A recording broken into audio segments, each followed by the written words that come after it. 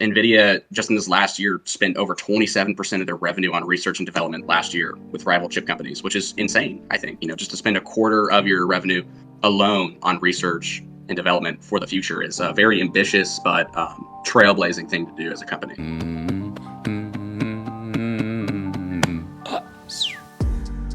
So they've definitely done their shareholders a good service in setting a moat, basically. So they've set their company apart from the competition through their software. Now, I'm not a huge chip nerd, don't know a ton. I just know enough to be dangerous. From what I understand, CUDA is their biggest advantage, which is the software programming language for their chips, which sounds great on the surface, but I'm curious, I guess, if software is really the limiting factor, or could it be hardware? If you can bring down the size of a chip, I think that's more valuable than having this giant RTX 4080. Just because you can put it in smaller form factors, like you could put it on an iPhone, you could put it in eyewear at some point, would be my vision that I have, putting it into augmented reality glasses and stuff.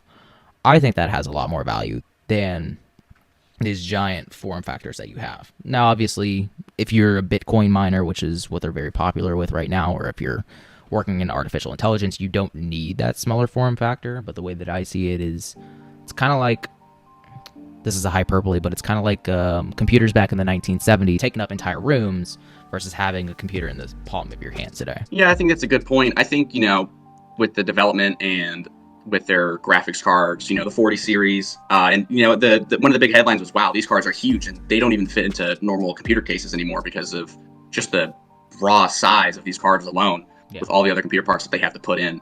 But I really think that it's not a negative for their products to not be so small form factor yet, right? Nobody's wanting a RTX 4090 in their iPhone right now because they're not going to go, play Call of Duty on their phone when they get home from school or whatever. Yeah.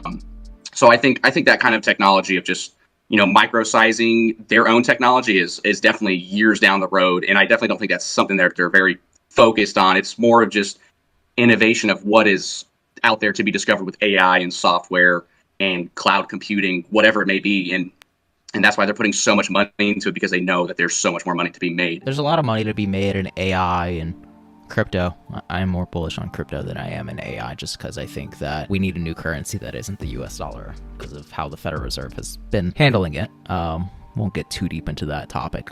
But artificial intelligence, there's definitely some merit to it, but in my opinion, artificial intelligence is a bit overhyped, and I think a lot of people can kind of agree with the sentiment. All the AI products that are available to the public market right now have been around for the past 10 years. Like, I remember back in high school, I used to talk with this little chat bot. I forget what the name of it was. It was really dumb, obviously, because it was, God, how long has it been since I was in high school?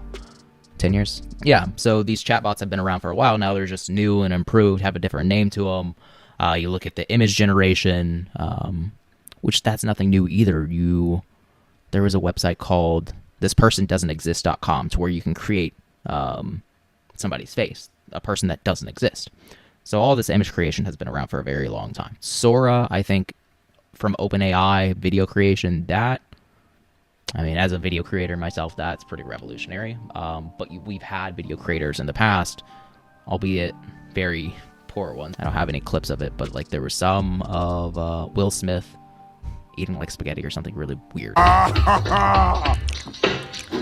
Yeah, we've seen pretty big improvements, but at the same time, these technologies have been around for a while, and I'm not sure if that really justifies the valuation they're getting. Yeah, with AI, I'm not really too bullish on AI as of yet. I think a lot of the things that are around now have been around to some degree, whether it be just a little less intelligent than what it is now. But I also think AI is, an avenue to creativity, like when people have writer's block, or you're trying to think of a movie or just something like that. Like, just a machine like that could plug in so many ideas and just create so many other things to, base one idea off of, just off that alone, like a creative standpoint. It's like that could be a huge impact for a market that is so, saturated already with content material, because we've all seen the same war movies over and over and whatnot. There could be some application there with that, for artists or people that just creates Yeah. more than just to operate with AI. As a creator myself and making all the YouTube videos that I do, I think that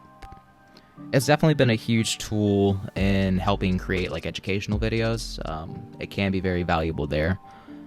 But in my opinion, if you want to be a good content creator, you have to be a storyteller. That's what people can relate to. People aren't going to relate to me just going on about call options, put options, the Greeks. People will just get bored with that and they'll leave, right? But if I can tell a story instead, be like, hey, I made X amount with this call option, this was my thesis behind it, I think that's a lot more valuable. Storytelling, and I don't think that AI will be able to do that. But it can definitely create, I guess, the framework for a video, and then you can add your story on top of it. I do see the value there.